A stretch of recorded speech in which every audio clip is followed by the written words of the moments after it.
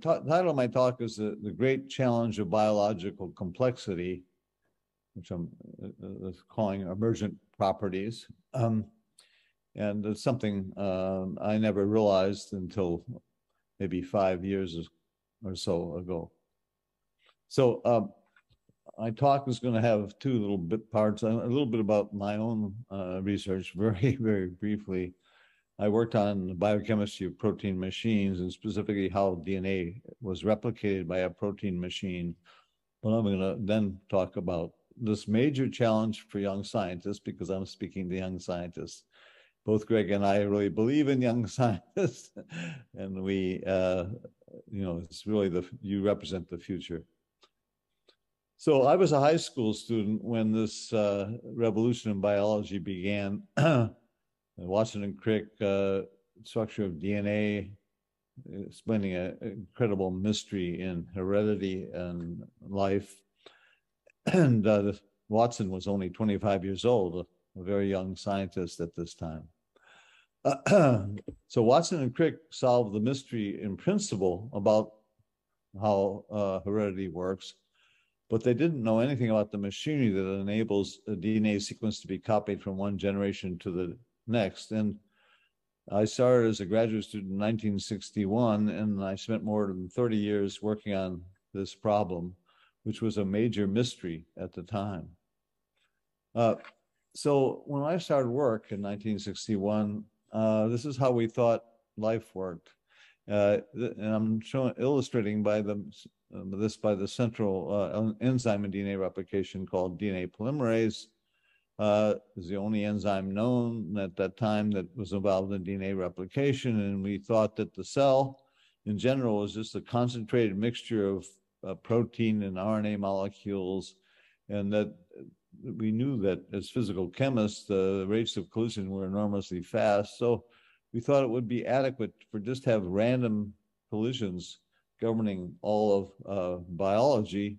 In this case, the DNA polymerase would collide with the 3' end of a growing strand called the primary strand, add one nucleotide by the Watson-Crick rules of base pairing, then it would fall off, then another DNA polymerase would rapidly rebind and add the next one, and so on.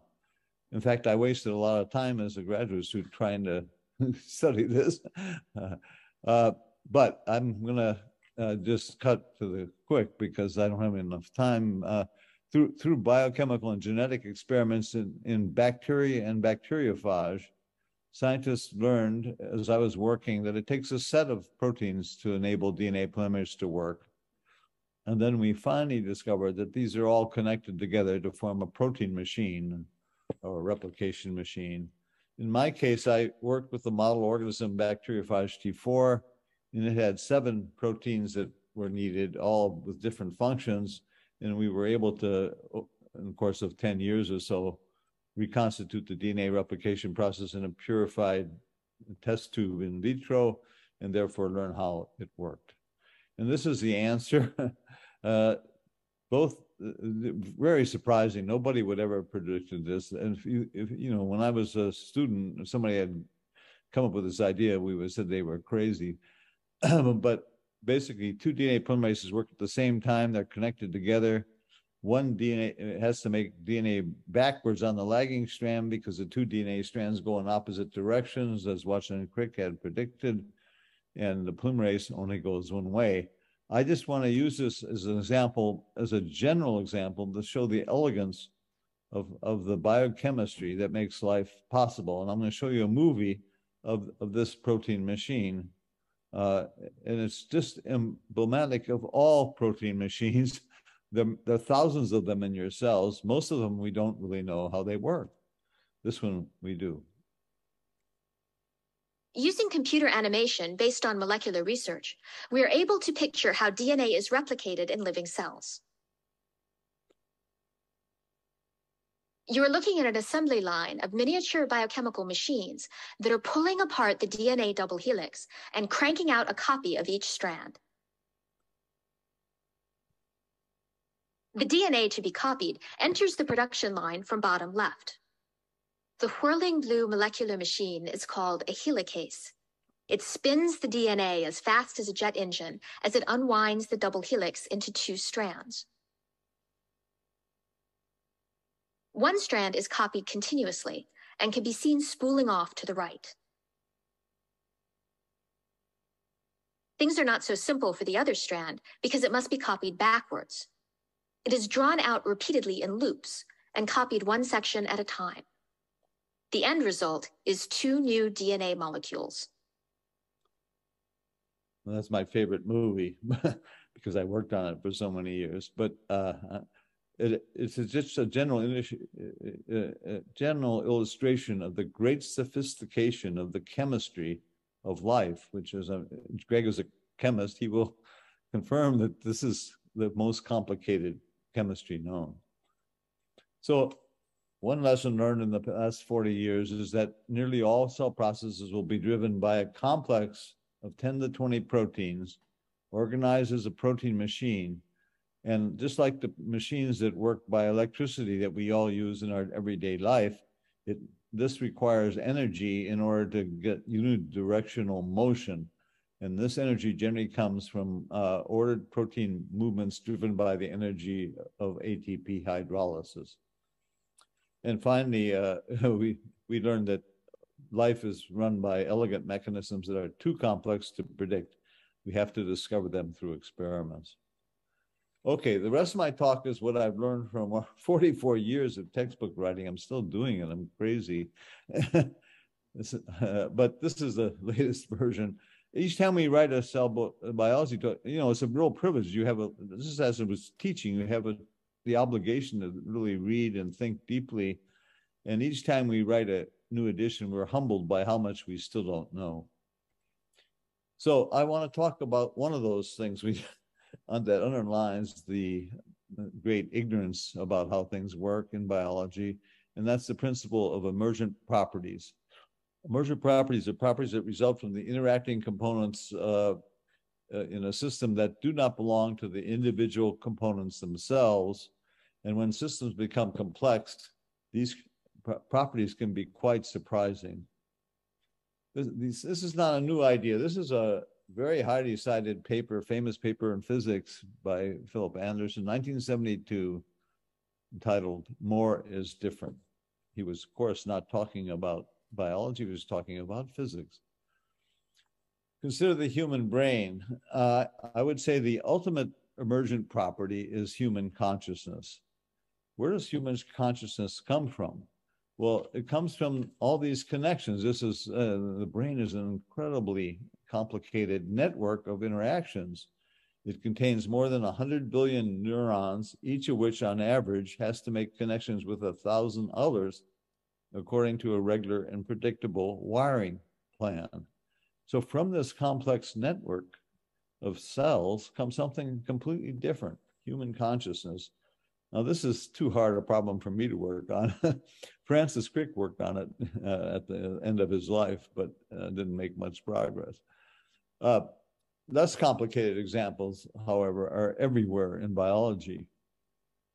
For example, the positive and negative feedback loops that underlie nearly all cell chemistry create complex networks of interactions between thousands of small and large molecules, including thousands of different protein machines. These give rise to emergent properties that will require new computational methods to decipher. That's my main point, as we new approaches to deal with the complexity. So I'm just going to give you actually two examples. This is the first one. The cell contains a skeleton. It's called the cytoskeleton. It's made out of filaments, chiefly actin filaments and microtubules, and they interact in complex ways with many other proteins. And this is just a diagram of the complexity of the actin filament network alone. There are all these different types of proteins that bind to the filament and control its growth, its destruction, its movement, its dynamics. So, in its position in cells.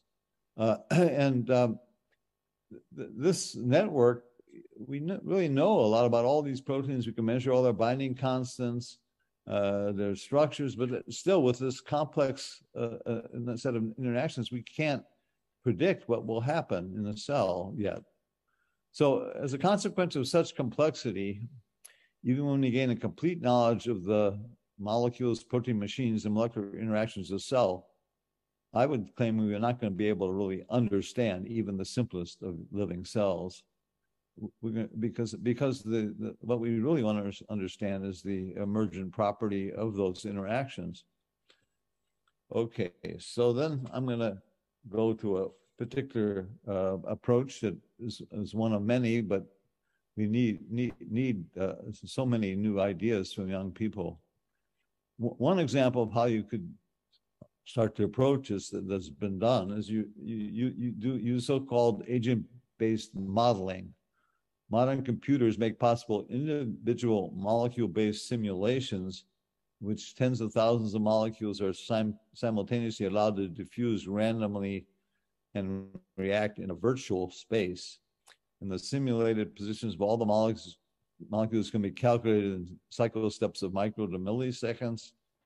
And after billions of such cycles, if after billions of such cycles, the emergent properties observed for the system closely resemble those in the cell, then one can hope to use the model to gain important insights into mechanisms and start to say we really understand this process.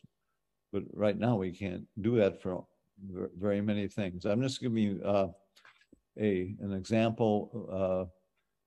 You want to start with a model system that's simpler than the whole cytoskeleton.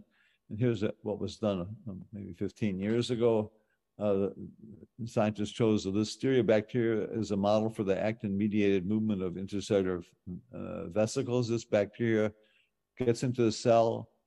Then when it's in the cell, it produces a protein that creates this red actin filament tail on its one end of the cell, and that tail then polymerizes and drives the bacteria around in one cell and into other cells. And it's obviously it's part of what makes this infection so hard to control. Very effective mechanism for the bacteria to spread inside your body. So the reason to try to use this is to work out a new method. There was an in vitro system in a test tube in which a mixture of 5 purified proteins moved a styrene bead that was a mimic of the bacteria. This was developed in France. And also, nearly all the rate constants and affinities for the proteins in this set were determined, mostly by Tom Pollard in the United States. So here's a model system. There's the oops, sorry. The actual bacteria is on the left and the computational models on the right. Oops, let me go back. You can see that the two move at the same speed in the same general way. You can see more details. Of course, the computational model, you could actually manipulate components and try to understand what is it about this process that's pushing the bacteria. You could change all the parameters and see whether those changes match what happens when you change the same parameters inside the cell and so on. Anyway, that just gives you an idea of one approach that needs to be taken. And there are many people working with this, but not very many. I mean, they're not enough. I think this is a field that needs greatly expanding. A second example of emergent property that badly needs new science, which is quite general, is that let me answer the really critical question: how do cells make decisions in a complex multicellular organism like ourselves? Like, we're composed of billions of cells that all have to cooperate. How is that possible? So the basic idea is that cells are constantly signaling each other. Let's call that talk. Then each integrates what it's hearing from its other cells in the environment to control its own behavior in a way that's good for contributes to the good of the entire assembly of cells that makes up the organism. Every cell has to be cooperating with every other cell. And we need to understand this complex process of, quote, cell thinking. How does a cell make decisions? It's just a critical point for all of biology. So here's just a little crazy schematic. you know, signals come from outside, A, B, and C. The red thing is indicating the plasma membrane. Inside the cell, there are all these different connections to other reactions. And that network is able to, like the network in your brain, is able to make a decision for the cell. Should I kill myself? Should I multiply? Should I change from one cell type to another, and so on? And we don't understand that decision process in any deep way. So here's a simple form of cell talking, a little cute little video. This is a white blood cell, a human white blood cell, chasing after bacteria, and the other cells are red blood cells in the mixture. Neutrophils are white blood cells that hunt and kill bacteria. In this spread, a neutrophil is seen in the midst of red blood cells. Staphylococcus aureus bacteria have been added. The small clump of bacteria release a chemoattractant that is sensed by the neutrophil. The neutrophil becomes polarized and starts chasing the bacteria. The bacteria, bounced around by thermal energy, move in a random path, seeming to avoid their predator. Eventually, the neutrophil catches up with the bacteria and engulfs them by phagocytosis.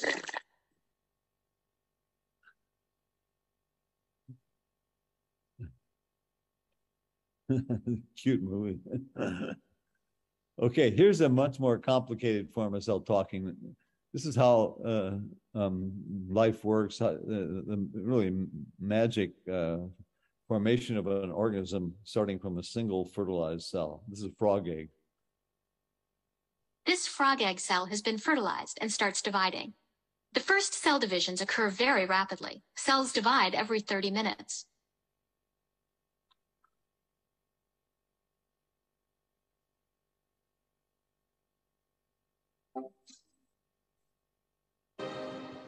This timing is very precise. Egg cells that have been fertilized at the same time divide and develop in almost perfect synchrony.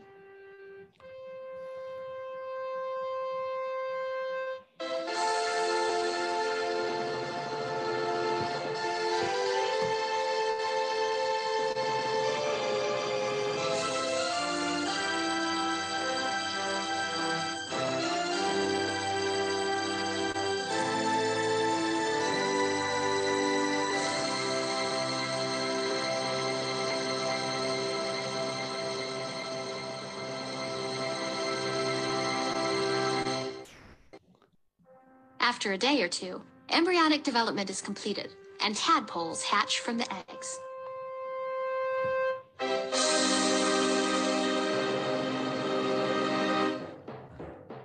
Well, amazing process. Okay, why is this important to understand? I mean, I think it's important to understand intellectually because life is incredible and we like to understand how it ever happened and how it works. But also, as in all cases, when you reach deeper understanding, it has lots of very important practical applications. So cancer represents the failure of cell talking and listening. It's just one example of a disease. It begins when one of your cells start to grow and divide when it should not, and ends with all that cell's descendants taking over your body and causing major problems. In order for us to evolve, it took billions of years before the first successful multicellular organisms were able to develop from single cells. And before that could happen, all these fail-safe mechanisms had to be set up to prevent this kind of thing from happening. And that's why it's so rare that we get cancer. And when I taught cancer to medical students, I said the really amazing thing is that we don't all get cancer as embryos and never actually get born. So reaching a deep understanding of how cells make decisions will be critical for curing and preventing both this and many other diseases. And here's the current problem. I just want to stress an issue that really bothers me. In the US, the National Institutes of Health is really supporting most biological research. And it's been emphasizing for years so-called translational biomedical research, where young people think they have to work on something that clearly will help solve some particular disease. But with so many unknowns and so little understanding, that was my main point, fundamental research on biological mechanisms also remains absolutely critical for improving human health. And you need a balance of the two kinds of research, and fundamental research has not been emphasized enough. It's harder to get money to do that kind of work. This is my favorite editorial from Science Magazine. I was editor-in-chief of Science Magazine for 5 years, and I published 250 editorials from many different people. But this is my favorite one from Huda Zogby, who's a great translational medical researcher in Texas. She started out as an MD treating kids with Rett syndrome, a brain disease, and she was so disturbed that she couldn't do anything. She became a researcher, quite a famous and successful one. But she pointed out that the challenge in translational medicine is that scientists are trying to translate a text with the sophisticated and depth of Shakespeare using a first grader's vocabulary and experience.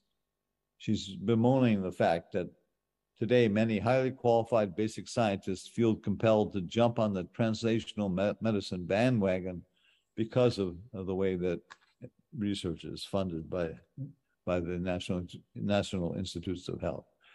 So Huda grew up in Lebanon speaking Arabic, so she was great. Only somebody like that could get this Shakespeare analogy straight. I think that's a wonderful quote.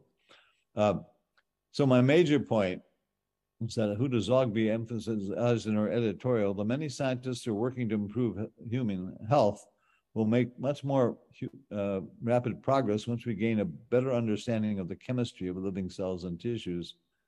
The fundamental research needed to gain this understanding is therefore an essential investment for humanity's future. And this is just my last slide.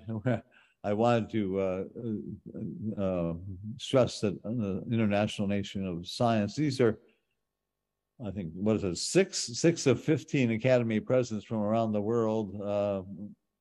Just two names are there, but there's a Japanese, Indian, Swedish, Chinese Academy of Sciences president. So anyway, we work together very well, despite the fact that our governments don't always get along. And of course, we need to keep pressing for that to continue to happen. I think I'm a big fan of the Global Young Academy and of the Young Academy movement, with more than 40 young academies around the world. And I think that it's that kind of cooperation is going to am. Thank you. Thank you, Professor Albert. Also for ending.